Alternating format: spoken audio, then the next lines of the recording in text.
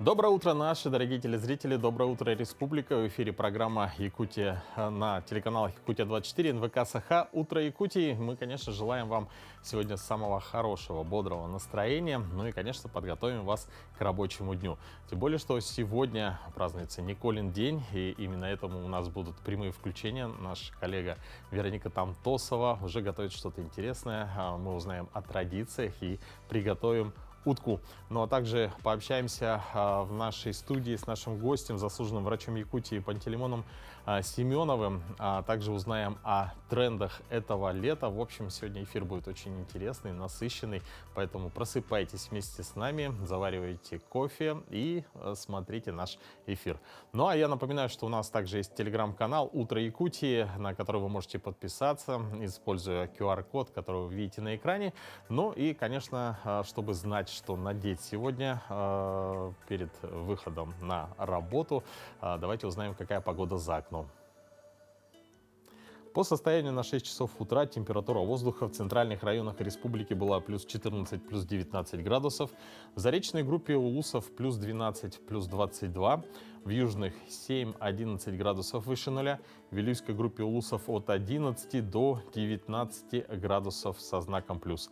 В Нижнеленских плюс 9, плюс 14. В западных плюс 9, плюс 18. В Колымбо-Дигирской группе Улусов от 0 до 21 градуса выше нуля. А в Янских плюс 9, плюс 17. На северо-западе республики минус 1, плюс 9 градусов. Температура воздуха в городе Якутске на 6 часов утра была плюс 16 градусов. Атмосферное давление 748 миллиметров ртутного столба. Ветер западный до 5 метров в секунду. Сегодня днем облачно с прояснениями, без осадков. Ветер северо-западный до 6 метров в секунду. Температура воздуха плюс 16, плюс 20 градусов. Итак, ну что, погода достаточно, можно сказать, практически летняя, поэтому мы еще с более хорошим настроением просыпаемся. Ну а сейчас самое время узнать самые актуальные новости, которые произошли к этому часу.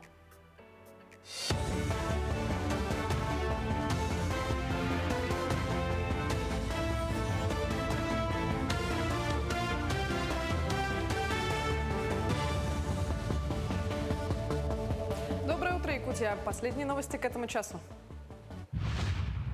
В Госдуме хотят запретить сборы пожертвований на личные карты. В профильном комитете предлагают обязать сборщиков благотворительности открывать спецсчета, создать реестр лиц, которые занимаются пожертвованиями, и ввести их регистрацию через госуслуги. Депутаты объясняют, что когда деньги жертвуют на личную карту, невозможно точно узнать, дошли они до адресата или их кто-то присвоил. Эксперты поддерживают идею властей в борьбе с мошенничеством, но они против запрета добровольных инициатив граждан.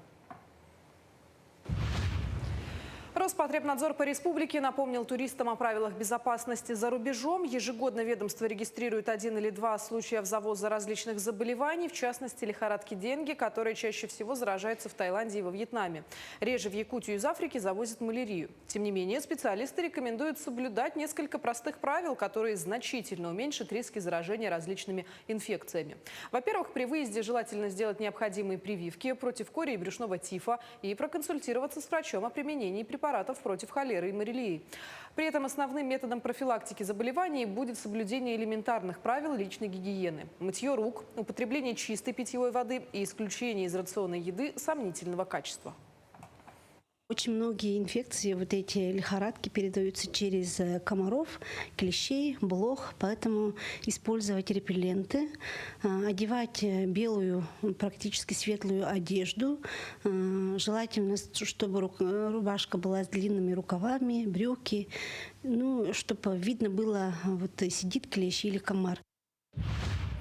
Родители Усть-Алданского улуса сняли короткометражный художественный фильм «В год от защитника Отечества в России» ради укрепления патриотического самосознания детей. Родительский комитет Мюрюнской средней школы номер 2 решили снять фильм «Первый призыв». На основе фильма взята редкая фотография первых призывников, отправившихся защищать Родину в годы Великой Отечественной. Тема широко не затрагивалась ни в литературе, ни в фильмах. Авторы проекта рады то, что успели закончить фильм аккурат ко Дню Победы. Мы очень волнуемся и рады, что наш проект осуществился. Над проектом работали родители, бабушки, дедушки и коллектив нашей школы. В России стали чаще покупать головоломки. Продажи таких игрушек за год выросли на 18%. Исследования провели по случаю дня рождения кубика Рубика, которому накануне исполнилось 50 лет. Выяснилось, что чаще всего россияне покупают разные варианты этой головоломки. Спрос вырос на треть, а средняя цена начинается от 400 рублей. Также люди покупают головоломку-змейку.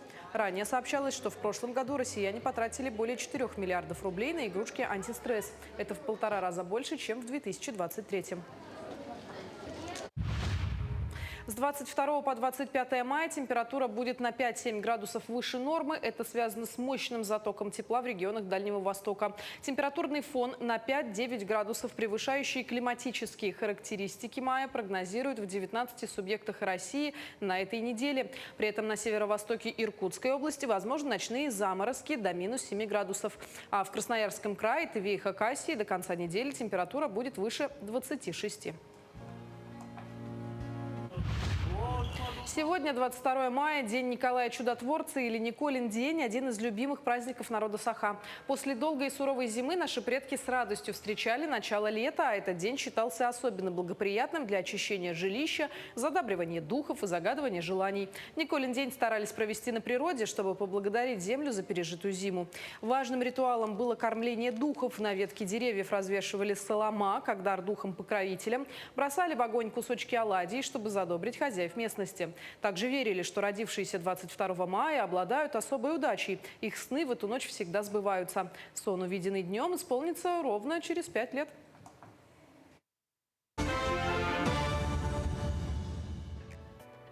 На календаре 22 мая. И в этот день, 133 года назад, был изобретен тюбик для зубной пасты. Сейчас это неотъемлемый атрибут каждого утра. А в то время это можно было назвать настоящим прорывом.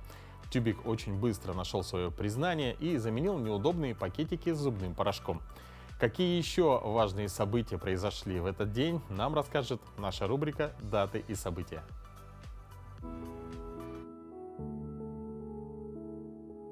На календаре 22 мая.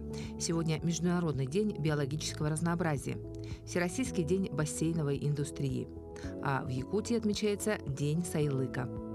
По народному календарю Никола Вешний. С Николы крестьянская жизнь постепенно шла в гору. Устанавливалась теплая погода, домашним животным хватало свежей травы, коровы и козы давали больше молока. А потому можно было не беспокоиться о том, чем накормить семью и скотину. «До Николы крепись, а с Николы живи, не тужи», подмечали в народе. Этот день в истории. Основан Новодевичий монастырь в Москве. Этот день также считается днем основания Третьяковской галереи. Изобретен тюбик для зубной пасты. 22 мая основана Международная федерация кинологов. А в Советском Союзе учреждена медаль «Серп и молот» – знак отличия Героя социалистического труда. В этот день родились Рихард Вагнер, немецкий композитор, дирижер, теоретик искусства; Артур Конан Дойль, шотландский английский врач, писатель; Никита Богословский, советский российский композитор, пианист, дирижер, народный артист Советского Союза; Зоя Корнилова, государственный политический деятель, кандидат экономических наук; Евгений Мартынов, советский эстрадный певец, композитор, музыкант; и Владислав Михайлов, цирковой артист, заслуженный артист Республики Саха-Якутия, отличник культуры Якутии. Именины сегодня отмечают Акулина, Василий, Гаврил, Дмитрий, Иосиф, Николай и Семен. Сегодня особенный день, когда Якутия встречает начало лета – Николин день. Названный так из-за совпадения якутского традиционного события с церковной датой празднования Дня перенесения мощей святителя Николая Чудотворца. В этот день наши предки массово переезжали из зимних жилищ в летники, сайлыки. С этим праздником связана кулинарная традиция – печь оладьи и варить утиный суп. Этот приуроченный к религиозному празднику обычай пережил даже советское время, не забыт и сегодня. А прямо сейчас моя коллега Вероника Тамтосова погружается в атмосферу праздника. Она в гостях у одной из хранительниц традиций Марии Гаврилевой. И они уже готовятся вместе к этому празднику. Вероника, доброе утро. Как идут приготовления? Доброе утро, Руслан, рада тебя слышать. Вот, нам уже сегодня с утра пораньше в гостях, кто ходит в гости по утрам, кто поступает мудро, поэтому мы узнаем сейчас последние рецепты и подготовку, получается, к Николину дню. Мария, доброе утро. Доброе утро. Вот Николин день – это особенный день для многих, кто его празднует традиционно. В якутских семьях есть свои традиции. Мы уже видим, что вы подготовились, несмотря на раннее утро, готовы встречать гостей. Спасибо вам большое. Расскажите, какие традиции в вашей семье? Николин день – это особенный день, это встреча лета, это мы провожаем долгую нашу суровую холодную зиму. И у нас в семье традиция, я думаю, у всех якутских и якутян, вообще традиция – это утиный суп. Это вот я готовлю утиный суп, это оладьи, у мамы всегда был холодец, это, видимо, такое время было. Конечно же, саламат. Саламат, харта, хага, хан – это вот все якутское.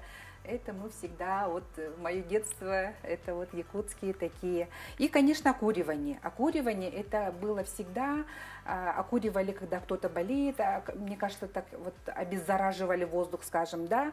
А в Николин день окуривали дом, вот, якуты. А окуриваем чем? Вот мы сегодня что будем использовать? У нас тут трава Богородица, вот, это тут березовая. Кора, да, получается? И волосы, конские волосы. Вот, будем окуривать. Ага. По-якутски это вот мы всегда собирали эту траву, она чабрец по-русски. Богородица, чабрец. Ага, вот таким образом мы окуриваем и, конечно же, просим у наших божеств, чтобы год был благополучный, плодородный. Вот, что кто любит там ягоды собирать, грибы, чтобы все это было, чтобы не болели. Вот, обычно вот так даже у меня мама вот так вот делала всегда. Вот, и дом окуриваем таким образом мы, ну не то чтобы освещаем, да, мы как бы так очищаем. Можно пройтись по комнатам, можно пройтись вот по всему периметру, скажем, да, вот она будет так гореть. И, конечно же, оладьи. Так, ну, оладьи это очень интересно, потому что якутские оладьи, они особенные в каждой семье. Какой рецепт у вас? Рецепт у меня 2 яйца. Многие делают на половина молоко и вода, но я делаю только на молоке. Вот, щепотка соли, чуть-чуть сахара, мука. Вот, они у меня получаются вот такими кругленькими, не такими толстыми, но и не тонкими. Что-то у нас это, да, березовая кора? Видимо, кора, да, решила. Вот. Можно на балкон ее вынести. Ничего? Или давайте вытяжку я включу. Ну, особо не мешает. Можно на кухню положить или пока вынести.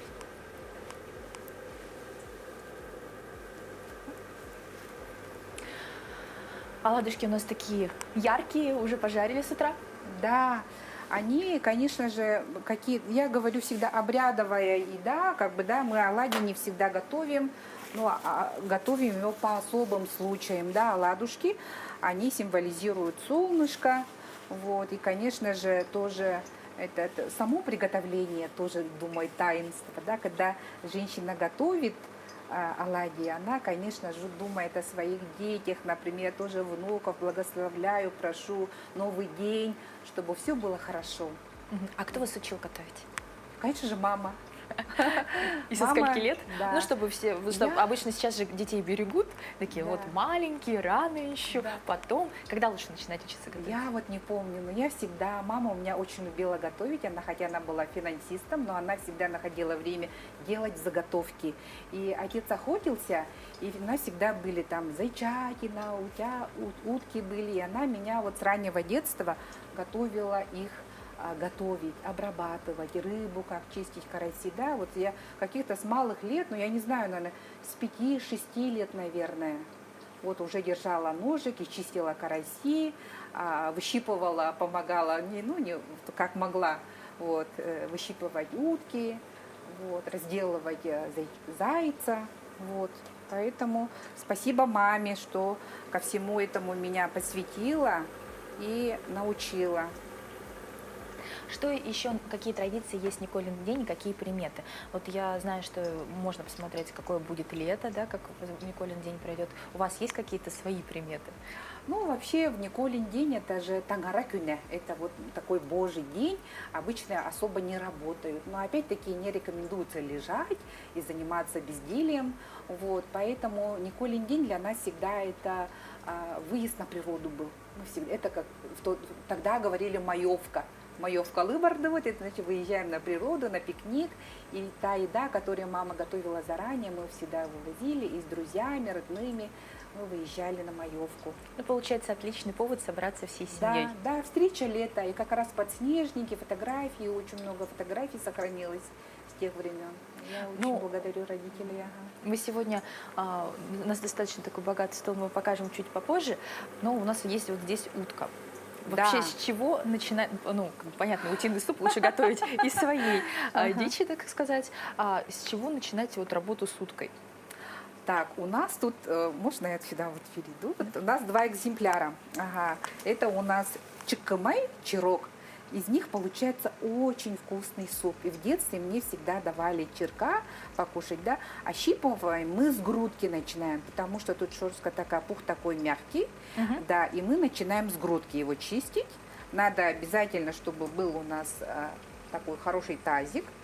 Раньше, между прочим, этот пух собирали. У меня мама собирала и потом использовала его для подушек. Вот этот пух, который вот с грудки.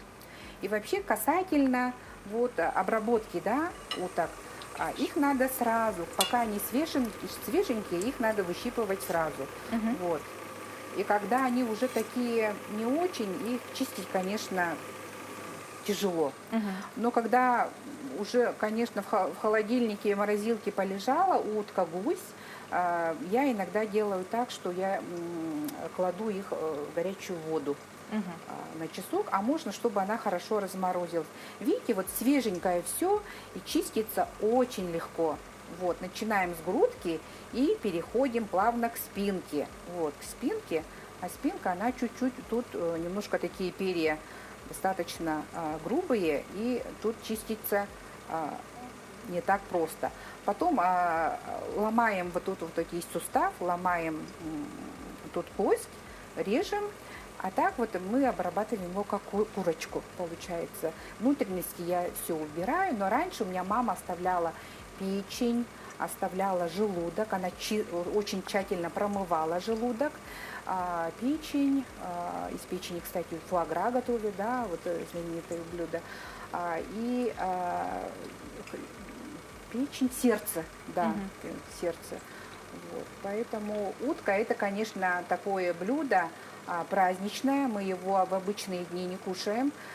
Вот. А Николин день это всегда святой, мы его всегда стараемся, я на Николин день, ну как раз утиная охота начинается, у нас всегда свежая утка, спасибо моим родным, спасибо моим сватьям. Вот. Вот, значит, насчет утки, да, а насчет гуся, вот та же техника, то есть гусь у меня нынче из тампонского уса, да, вот это грудка, вот это вот спинка получается, да, вот, начинаем вот отсюда. Ну, видишь, она холодная, и его сложно. Гусь всегда это, конечно, очень трудоемкое мероприятие, к нему надо готовиться тщательно. И, Маш, боюсь тут влезть. Все, иду, Да, и мне надо руки чтобы- помыть сейчас. Я пока попробую. Ага, да. Раньше мы вот внутренности уток ели, но сейчас я не рекомендую, потому что Ну, потому что экология да, стала чуть экология, похуже, да, и они получается? же перелетают из Китая, они такой проделывают долгий путь до нашего стола, да, они пересекают границы, океаны, как говорится. Поэтому лучше вот я все то, что внутри, убираю сейчас. Но я люблю очень запекать. И раз в году вот у нас утиный суп, это только в Николин день. Мгм. Есть ли какие-то вот именно секреты приготовления супа или особенности вашей семьи? То есть каждое блюдо же в каждой семье чуть-чуть, но готовят по-разному. Да, да. Мама, конечно, всегда готовила с домашней лапшой, и особенно никаких специй. Мы используем только вот луговой лук, который мы сами собираем. И у меня на столе сейчас как раз лук, который вот меня мама собирала, последняя баночка. Вот, и мы его как раз будем, ну, положим не во время приготовления, а уже в готовый супчик. Зеленый лук, который вот луговой наш якутский. Я в этот раз положила капусточку, морковку и картошку. Вот, потому что готовила с вечера, а лапша, она разваривается. Поэтому.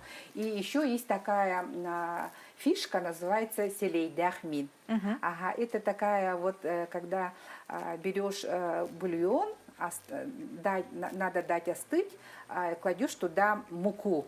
И вот получается вот такой соус белый. Вот по-русски я не знаю, по-якутски селейдяхмин. Получается вот суп, который вот таким белым, такой белый суп получается, Интересно. густой. Но я думаю, что якуты раньше вот для того, чтобы еда была сытная, они так делали. Чтобы суп был такой насыщенный. Давай густой. пошагово разберем. Может быть, кто-то будет готовить впервые. Итак, утку мы почистили, избавились, соответственно, я так понимаю, От внутренности. от внутренности, Да, от крыльев, и от надо лапок. обязательно промыть. А обычно вот где в области хребта бывает очень много крови, сгустки крови. Это надо тщательно промыть и прямо вот проверить, посмотреть, внутренности выкинули. А потом, значит, суп мы готовим не менее как 2 часа. Вот Это 2 только мы часа. варим, получается, саму утку. Саму утку. Потом добавляем соль, добавляем лапшу. Вообще вот якуты добавляли раньше только лапшу. Вот. И вот этот соус белый. У меня мама так делала. Но у нас все развивается, мы как-то усовершенствуем. Вот. И я туда вот овощи кладу. Это очень вкусно. Ну, попробовать уже такой более, получается, Да. как полезный сказать рецепт. Да, с и учетом никаких всего. там хмели, сунели, абсолютно никак. То есть вкус мы не перебиваем. Он должен быть натуральным. Если только вот зеленый лук. Ну, получается. Получается С трудом, здорово. но получается. Это чирок, чиккыма, это прямо вот тоже дар богов, я считаю. Вот эта утка, вот она очень вкусная, его очень любят. Вот, а гуся я обычно запекаю, а из таких уток у меня вот получается очень вкусные. Ну, я попробую сейчас, конечно. Да, попробуй. Но вот мне с этой кажется, стороны, да. это будет сложно. Там вот обычно вот так вот берем, вот с этой стороны, вот так вот, и отсюда вот начинаем. Ага, вот отсюда. Грудка. Ага. Не получается. Да, хотя это свежее, но может она не отошла. Я вчера Нет, мне кажется, еще вечером доставала. практику надо иметь, потому что Да. прям тяжело идет. Я вот Очень прошлые плотно. выходные 2 гуся чистила прямо вот несколько часов. Сколько? У Нет, меня, прям у меня даже чуть, как говорится, мозоли тут не образовались. Но это Ну, вот очень прям, да, трудоемко. прям да. тяжело вырывать Ага. перья. Ой, ну, спасибо большое. Для меня, конечно, это все очень интересно, потому что я редко с этим сталкиваюсь. Да, я сама тоже, потому что раньше всегда это делала мама, ее не стало в прошлом году, и вот у меня, видимо, память генов, это все когда-то я видела, делала, и я это делаю с удовольствием. И когда вот вам привозят дичь, это надо делать с благодарностью, потому что это дар баяная, и это как Божий дар. И это очень редкая еда. Это надо делать всегда с любовью и выделять специальное время, чтобы его чистить. Вот. Еще один момент такой, да, иногда, вот где крылышки, там остается такой пушок. А я его вот опаляю прямо на огне, потом скребаю с этим ножиком и промываю. И тогда вот этот маленький пушок, который вот тут вот есть, да, где вот ножки, вот с этой стороны тоже вот тут вот ножки же у нас, да, и там вот маленький такой пушок и бывает у всех уток. Вот его невозможно выщипать невозможно, только вот как огнем. Ну, спасибо за совет. Я думаю, что многие воспользуются. Дорогие телезрители, мы продолжаем готовку. Подключимся к вам чуть попозже и покажем, какой у нас шикарный стол. Спасибо, Мария. Действительно, мы буквально в скором времени с ними снова встретимся. Ну а пока перейдем к неотъемлемой составляющей любого бодрого утра. Я говорю об утренней зарядке. Всем доброе утро! Меня зовут Виктория, я фитнес-инструктор. Сегодня я вам покажу комплекс растяжки. Для этого нам понадобится кирпичик. Если его у вас нету, можно заменить на книжку, например, второй том «Война и мир». Первое упражнение – исходное положение. Ножки чуть шире плеч, носочки диагонально. Мы делаем вдох, выводим наш кирпичик наверх. На выдохе мы опускаемся с ровной спинкой, важно лопатки свести. Округляем нашу спинку и с круглой спинкой поднимаемся наверх. Вдох, на выдохе мы снова спустились. Округлились. Вдох, выдох. Округлились. Вдох, выдох. Очень эффективное упражнение на раскрытие грудного отдела, поэтому важно соблюдать сведение лопаток. Еще 4,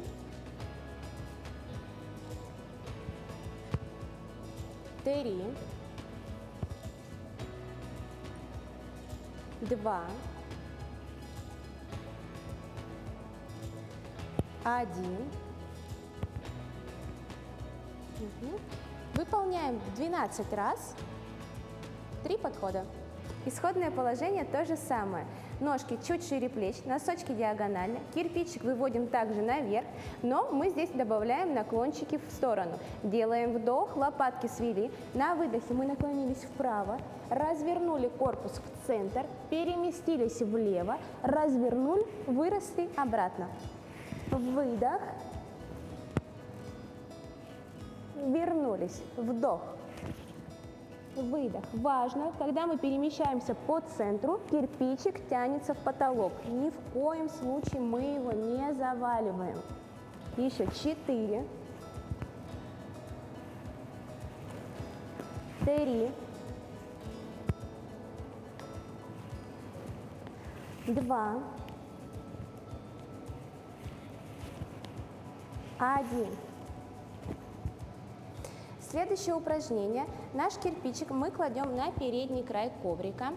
Рабочая ножка встает с пяточкой на задний край коврика.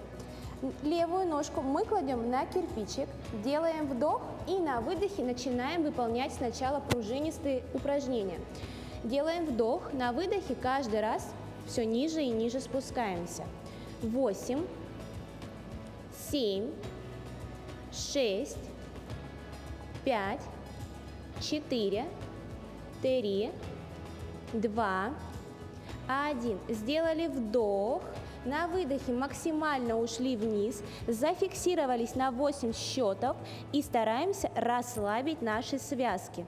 8, 7, 6, 5, 4, 3, 2, 1.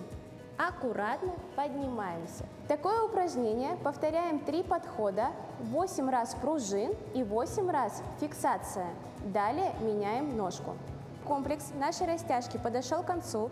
Выполняйте растяжку с помощью кирпичика каждое утро и будете иметь пластичное красивое тело. Всем хорошего дня! Его путь в медицину начался не с учебников, а с детского подвига. В 8 лет, преодолевая снега и мороз, он добыл чудо-ветку, чтобы спасти мать. Ну а сегодня Пантелеймон Семенов – заслуженный врач Якутии, чье имя стало символом преобразований в здравоохранении и верности профессии. Он находится у нас в студии. Доброе утро. Здравствуйте. Вы сменили педагогику на медицину в 23 года. Что для того времени было нетипично, что стало решающим аргументом и каково было быть первокурсником в свои 23 года? Знаете, вот мои 2 старших сестер были преподавателями, учителями и пользовались заслуженным авторитетом. Поэтому, долго не думая, после 8 класса я поступил в Якутское педагогическое училище. После окончания 3 года работал, и за эти годы формировалось мировоззрение. И решил я стать медиком. Тут тоже есть моя двоюродная сестра, старшая, Гольдерова Евдокия Федоровна. И двоюродный старший брат Иванов Семен Алексеевич закончили медицинский факультет и успешно трудились вот, на ниве здравоохранения. Поэтому у меня вот созрело, вот, решил я поступить в медико-лечебный факультет.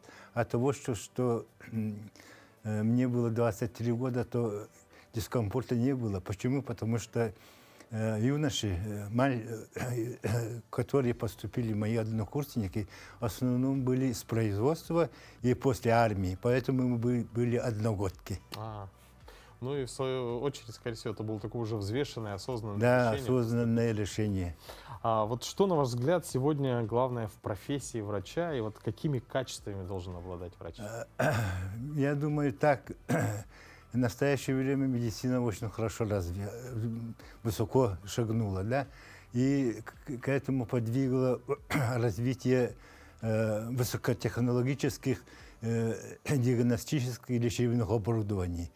Это очень хорошо, но в то же время оказывает некоторое негативное влияние на врачей, потому что врачи начинают терять клиническое мышление. А это высокотехнологические диагностические оборудования должны быть только вспомогательным, а в основном должно быть клиническое мышление. Поэтому я думаю, может, не прав, некоторые мои молодые коллеги, значит, надеясь только на это, и в каком-то смысле теряют клиническое мышление. Поэтому должно быть клиническое мышление. А врач должен обладать, я думаю, очень эрудированным должен быть, потому что с пациентом разговаривать поступает агроном, ветеринар, инженер, физик, и с ними они должны находить общий язык и завоевать их доверие. Поэтому должен быть врач, значит, эрудированным, высокоинтеллигентным человеком. Ну, действительно. Ну вот вы также являетесь соавтором книги «Подвиг во имя жизни», в которой вы сохранили память о врачах-фронтовиках Великой Отечественной войны. Расскажите, пожалуйста, об этом поподробнее. Я вижу, что книга у нас сегодня здесь. Вот в целях увековечивания памяти медицинских работников, которые принимали участие в Великой Отечественной войне, не только вот на поле брани, но и в тылу. Наш министр Лена Николаевна Афанасьевна предложила увековечить их память. Поэтому вот была создана вот такая книга. И, давайте я покажу телезрителям. Главным редактором является наш министр Лена Николаевна и доктор медицинских наук, и доктор медицинских наук Александров Вячеслав Лаврентьевич, и доктор медицинских наук Тимофеев Леонид Педрович. А непосредственно создавали эту книгу Елена Валерьевна Воробьева и доктор медицинских наук Николаев Валериан Парфеньевич, и ветеран здравоохранения Аргунов Семен Семенович, и, ну, и я. Большая команда. Большая команда. В то время вся наша большая страна, народы, населяющие нашу большую страну, были организованы в единый кулак, единый организм. И что в тылу, что на поле брани, они как один человек ковали войну. Вот поэтому мы, отдавая данное уважение, лепту победы наших медицинских работников, значит, включили 128 человек в эту книгу. Так? Среди них первый нарком здравоохранения, самостоятельного наркомата здравоохранения Евграф Григорьевич Федоров. Федоров, можно посмотреть? Да, конечно. Ага. И это полковник медицинской службы Колосов, подполковник медицинской службы Гавышев, майор медицинской службы Блескаев, Сызых, Алексеев, Данилов, Исосин и многие-многие другие. Капитаны, женщины, вот Терентьева и Мигалкина. И многие-многие другие вошли в эту книгу. Значит, и в то же время, тоже отдавая дан уважение труженикам тыла, включили мы людей, которые заслуженно были награждены медалью за доблестный труд в период Великой Отечественной войны 41-45 годов. Это в народе говорят с головой Иосифа Виссарионовича Сталина, которые были награждены до 50-го года. Это первый тур награждения. Их включили. 128 человек. 128 человек. А вот всегда интересует, вот как происходит поиск информации. Это какие-то Да, данные, воспоминания? Это очень трудно. Это такой, можно сказать, трудный путь. Потому что человек, ищущий в архивах документы, как бы соотносится к геологу.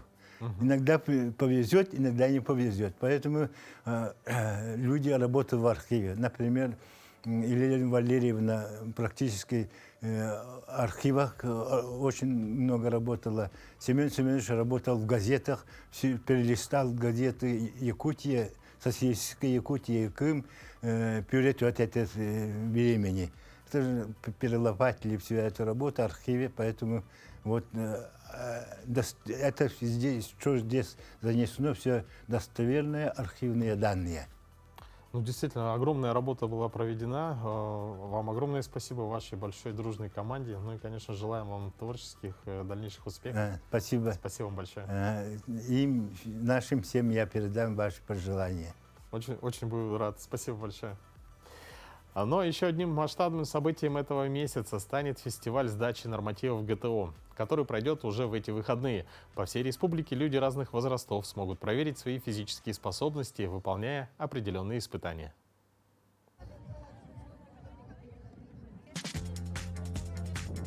Мир, май, ГТО. Именно под этим лозунгом пройдет ежегодный фестиваль сдачи нормативов ГТО уже в эти выходные на стадионе «Юность».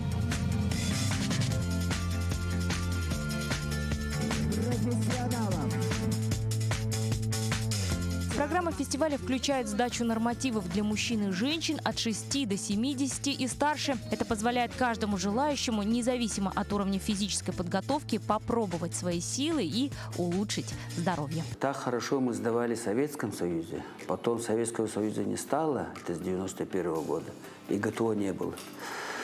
И вот в последнее время стало необходимым ГТО.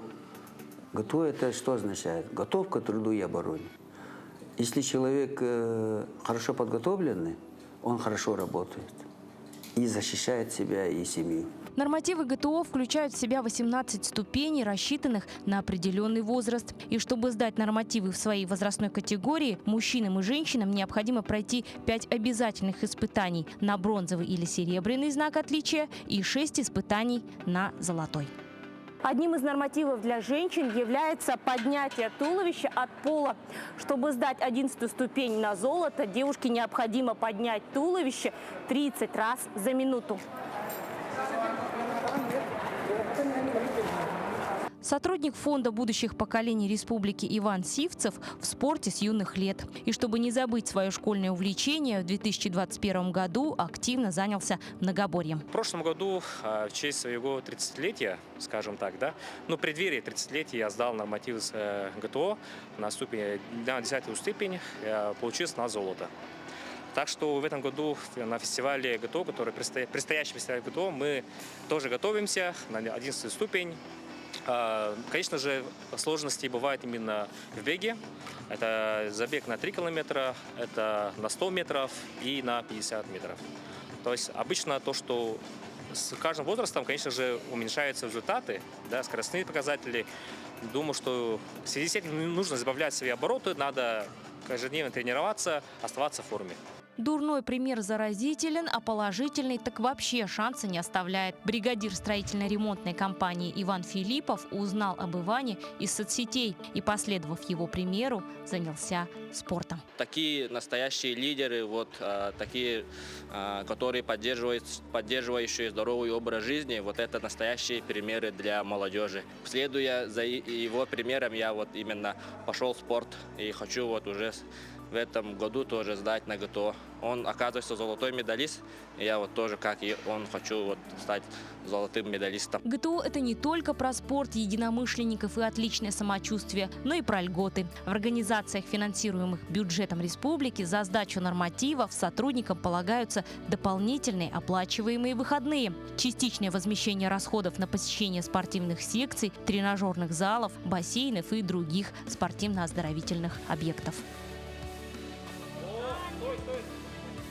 За время внедрения и реализации комплекса ГТО в Якутии свои нормативы сдали более 80 тысяч якутян. Из них более 30 тысяч на золотой знак отличия, более 14 тысяч на серебро и более 8 тысяч бронза. Надежда Кузнецова, Нюргун Старостин, Якутск.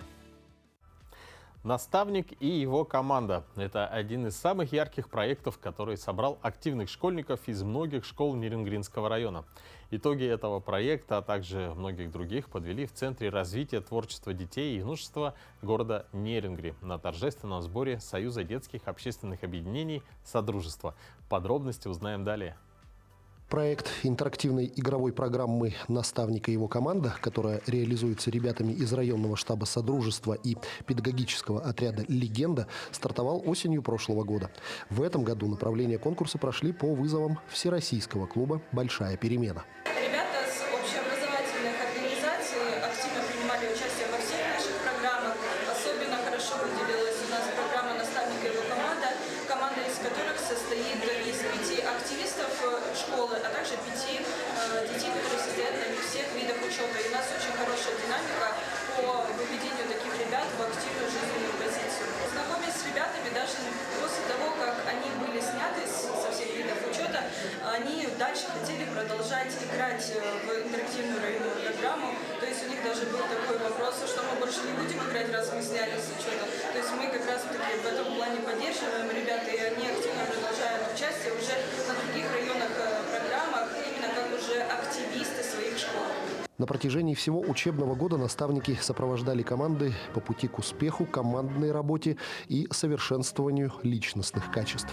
За время игровой программы прошло 7 этапов на различные темы, среди которых ЗОЖ, творчество, туризм, патриотизм и многие другие. Наверное, самый интересный и сложный тур был про предпринимательство. А самый легкий показался мне дистанционный тур. Я желаю нам никогда не сдаваться, потому что я знаю, что мы всегда все можем. С каждым годом проект «Наставник и его команда» становится все более популярным среди нерингринских школьников, ведь он помогает раскрыть свой потенциал, увидеть новые горизонты и поверить в собственные силы. Иван Лазаренко, Александра Цыбикова, Нерингри. Ну а мы желаем всем доброго утра, всем, кто к нам присоединился. Это «Утро Якутии» на телеканалах «Якутия-24» и НВК «Саха». Вот впереди нас ждет короткое, но очень яркое и теплое лето, когда надо соответствовать солнечным дням и дарить окружающим хорошее настроение. Какие тренды намечаются этим летом, нам прямо сейчас расскажет наш стилист Дарья Габышева. Доброе утро, дорогие друзья! Меня зовут Дарья Габышева, я персональный стилист, и это наша с вами любимая рубрика «Рекомендация от стилиста». Уже лето. Каждый раз, когда мы с вами встречаемся, я каждый раз называю новое время года, мне кажется. Но это и хорошо. Почему? Потому что в Якутске весна короткая, а лето у нас еще короче, друзья. И вместе с тем лето мы хотим использовать по полной программе. И, конечно, хочется больше свежих образов и больше разнообразия. Это отличная возможность проявиться по полной программе и выбирать сочные, классные, яркие и не сильно многослойные образы, от которых мы так устали. И сегодня в нашем выпуске мы с вами поговорим про обувь, потому что обувь в летнее время – это в первую очередь комфорт. Обсудим обувь и аксессуары, например, сумки. Один из трендов сезона – это туфли на невысоком каблуке с открытой пяткой. Они еще называются слингбеки. Очень актуальная модель, и также она безумно комфортная. А если раньше мы с вами подбирали бежевые туфли и стремились к белому, то сейчас мы выбираем выбеленные цвета, например, розовый, голубой, светло-зеленый и все возможные подобные оттенки. Они сейчас как нельзя кстати и актуальны. Они отлично будут сочетаться как и с яркими цветами также хорошо будет смотреться и в пастельных оттенках. Такая обувь идеально подходит и для офиса, и для повседневной жизни. Сегодня наша модель была в замечательных туфлях в розовом пыльном цвете, и мы скомбинировали ее вот с такой вот сумкой в спортивной эстетике. Сейчас они тоже очень актуальны. Я думаю, что многие скажут: у меня такая была. Да, правда. Знаете, что мода, она циклична. И подобные сумки уже были актуальны лет 15 назад и снова вернулись к нам. Вот такая вот удобная сумка кроссбоди, спортивной эстетики. Можно ее носить как через плечо, но особенность этих сумок в том, что они очень вместительны, потому что такая сумка достаточно объемная. И, конечно, здесь по цвету и оттенку вы можете подбирать не всегда идеальное сочетание туфель, например, также розовая сумка. Да, мы выбрали голубую. Они замечательные соседствующие цвета, которые идеально подходят друг другу. Ну, спасибо, Дарья, за очень полезные советы. Я думаю, что многим они пригодятся. Ну а сейчас давайте узнаем, какие новости произошли к этому часу, и передадим слово нашим коллегам из блока новостей.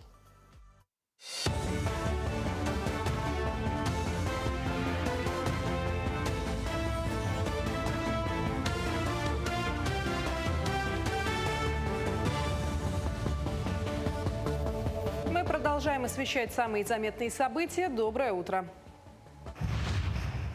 Искусственный интеллект помогает в прогнозировании пожаров. Молодые ученые работают над проектом по мониторингу лесных пожаров. Зайдя на сайт wildfires.ru, можно увидеть действующие очаги возгорания. У сервиса есть отдельная графа «Архив», где хранятся материалы, начиная с 2021 года. Команда разработчиков ежедневно ведет работу по улучшению проекта. Сейчас, например, совершенствует функцию прогнозирования. Она позволит предсказать, в какую сторону распространится огонь, и рассчитать его примерную площадь. Планов много. Это, во-первых, чтобы она точность была выше, чем, можно даже сказать, 90%. Это очень хорошей точности будет, чтобы люди пользовались и развивалась вот эта наша система, и пожаров дальнейших таких больших не было в нашей республике. Одним из жизненно важных организаций является район электрических сетей. В Верхневилюйской РЭС сейчас работает 82 сотрудника и имеется более 20 единиц спецтранспорта. Весной проводились плановые работы на 110-й линии. Производили замены АП-образных опор, а также замену столбов на 35-й и 10-й линиях. Ведутся работы на линии Верхневилюйск-Тойоку, где в прошлом году затронули лесные пожары. На Слегах летом планируется замена 144 опор. При аварийном отключении, плановом подключениях линии 110 киловольт мы полностью можем обеспечить правый берег Верхневилюйского района, то есть заречные селы остаются в ограничении. Но есть возможность запитать тоже заречные села путем веерного электроснабжения. Так, у нас установленная мощность подстанции ВВД составляет 7,5 мегаватт по РИП, а так у нас рабочая мощность составляет 3,6 мегаватт. Также у нас здесь есть 3 резервуара, в котором хранится 175 кубов дизельного топлива. Более 50 тысяч якутян проголосовали за новые объекты благоустройства. Всего из Якутии участвуют 76 территорий из 34 населенных пунктов. Принять участие в голосовании может каждый гражданин России старше 14 лет. Для этого нужно зайти на портал, выбрать регион и населенный пункт, а затем проголосовать за понравившийся проект. Победившие проекты смогут получить финансирование из федерального бюджета. В голосовании представлены города и районы республики. За время реализации программы благоустроено 101 общественное пространство. Аналитики узнали любимые жанры книг у россиян. По данным сервиса Литрес, граждане предпочитают фэнтези, детективы, фантастику, психологию и любовные романы. Также выяснилось, что большинство россиян выбирают бумажные книги, треть предпочитают электронные, а каждый 8-й – аудиокниги. Часто люди читают в дороге, дома или на перерывах. При этом половина респондентов стараются специально выделять время на чтение. Отмечается, что в апреле спрос на книги в России вырос на треть, а цена снизилась из-за интереса к электронным и аудиоформатам. В основном в апреле граждане покупали книги по эзотерике, классику и любовные романы. На днях жители Горного Улуса собрались на берегу реки Мата, чтобы отметить День песни в республике и 55-летие любимой народом песни. Слова этой замечательной песни написал поэт Степан Кустукатанов. Музыку заслуженный работник культуры республики, композитор-самоучка Данил Санников в далеком 1970 году. С тех пор эта мелодия звучит на каждом празднике и торжестве, переходя из уст в уста. Идея создания сквера, посвященного этой песне, где и проводилось мероприятие, возникла в 2014 году и воплотилась в жизнь. Сегодня же это одно из самых живописных мест в Бердыгистяхе. В этом празднике будут участвовать наши дети школы имени Семена Петровича Данилова и школы имени Афанасия Николаевича Осипова. Также в празднике принимают участие наши вокальные ансамбли и известные певцы села Бердыгистях. Погода очень хорошая, нас приветствуют прямо, и все дети очень радостно, все готовы к этому празднику. На этом пока все. Эфир телеканала продолжит программа «Утро Якутии». Оставайтесь с нами.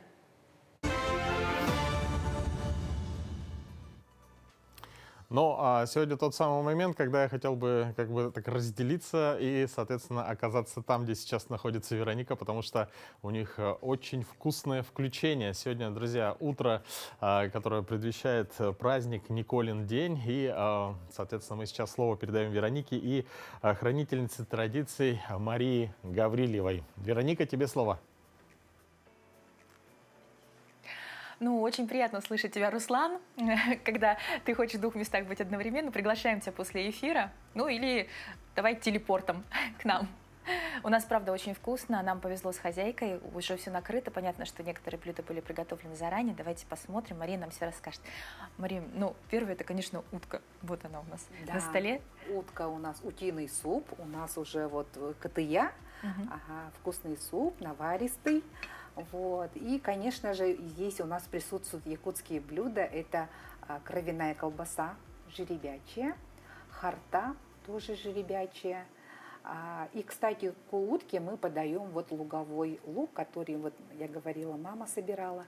Вот. И у нас фаршированные караси, тоже свеженькие. Их обычно жарят, но я запекла, нафаршировала. Наверное, хорошо. И запекла вчера вечером. Так что они тоже свеженькие. Расскажи, пожалуйста, рецепт. Вот карасей — это что-то особенное, потому что это такое традиционное якутское блюдо. Мы славимся своими карасями, никто так их не готовит. И таких больших никто нигде никогда не видел, как говорят гости столицы. И не только. Вот что особенного? Ну, я добавляю сметанка или майонез фарш. Чуть-чуть можно морковки, соль, перец. И тоже фишка — это зеленый лук. И никаких приправ, никаких карри или куркума, вот, только наша якутская. Вот. Так, ну... И на десерт у нас. Кстати, да, у нас же коладушка, что-то особенное. Давай откроем. Это якутские ягоды, это у нас земляника, джеджень и морожка. Морожка. Смотрите, какая красивая. Лайхи, прям вообще, как с картинки. Вот. Это, конечно же, вот такие праздничные варенья. Вот. Их подают. Я обычно делаю кёрчах. И вот кёрчах, земляника, это, конечно, самый такой вкусный десерт, я считаю, якутский. Что порекомендовала бы к тем, кто не успевает сегодня приготовить что-то серьезное, что-то вот на более-менее скорую руку подать вечером? Ну, можно запечь курочку, вот. А ладушки, я думаю, каждая хозяйка умеет. Поэтому всегда можно устроить праздник. Праздник всегда с нами. Спасибо большое, Мария. Ну, очень вкусно, очень все красиво. Ну, дорогие телезрители, мы вам желаем хорошего, приятного завтрака. Вот. Но поделились с последними рецептами. Конечно, понимаем, что не всем удастся с утра так подготовиться. Но вот основные секреты празднования Николиного дня мы вам сегодня рассказали. Поделились красивыми кадрами. Все это можно создать. Мария у нас еще обладательница замечательных якутских, получается, сервизов. Да, это все подаренные, кстати, блюда. И осталось что-то от мамы, от сестры. Вот это тоже, я считаю, очень хорошая традиция — собирать вот такие вот сервизы из подарков родных и близких. Так что берите на вооружение. Ну и пожелания от тебя нашим телезрителям какие? Я поздравляю якутян с приходом лета. Пусть лето будет благодатным, счастливым, добрым. Желаю здоровья, мира и добра. Вот такие теплые, искренние пожелания от нашей хозяйки. Желаю вам тоже сегодня приятных встреч, приятных разговоров, потому что это все очень здорово, когда вы встречаетесь родными и близкими, дарите друг другу тепло. Ну и, конечно, делитесь семейными рецептами. Вы можете, кстати, с нами в телеграм-канале тоже поделиться, что вы сегодня готовили, что у вас получилось. Отправляйте нам ваши фотографии, мы обязательно ими тоже поделимся со всей республикой, потому что нужно сохранять традиции семейные и делиться, какие уникальные традиции есть у вас. Ну, я вам желаю приятного завтрака и с нетерпением жду, когда все это можно будет попробовать. Руслан, передаю. Спасибо большое. Спасибо, Вероника, Мария. Действительно, вы стали украшением сегодняшнего нашего эфира. Ну и вот я бы хотел бы по праву назвать этот по-настоящему полезный завтрак. Ну, на мой взгляд, друзья. Мы поздравляем вас с Николиным днем и, конечно же, желаем отличного, бодрого утра, чтобы этот рабочий день вам принес все самое-самое продуктивное. Ну и, конечно, хотелось бы также напомнить немного о погоде, которая сейчас за окном. В городе Якутске в 6 часов утра температура воздуха была плюс 16 градусов. Сегодня днем у нас облачно, с прояснением без осадков. Ветер северо-западный до 6 метров в секунду. Температура воздуха плюс 16, плюс 20 градусов. Ну что, отличная погода, отличное настроение. Я надеюсь, что наш эфир сегодня украсил ваше начало нового дня. Мы прощаемся с вами, но ненадолго, буквально до завтра.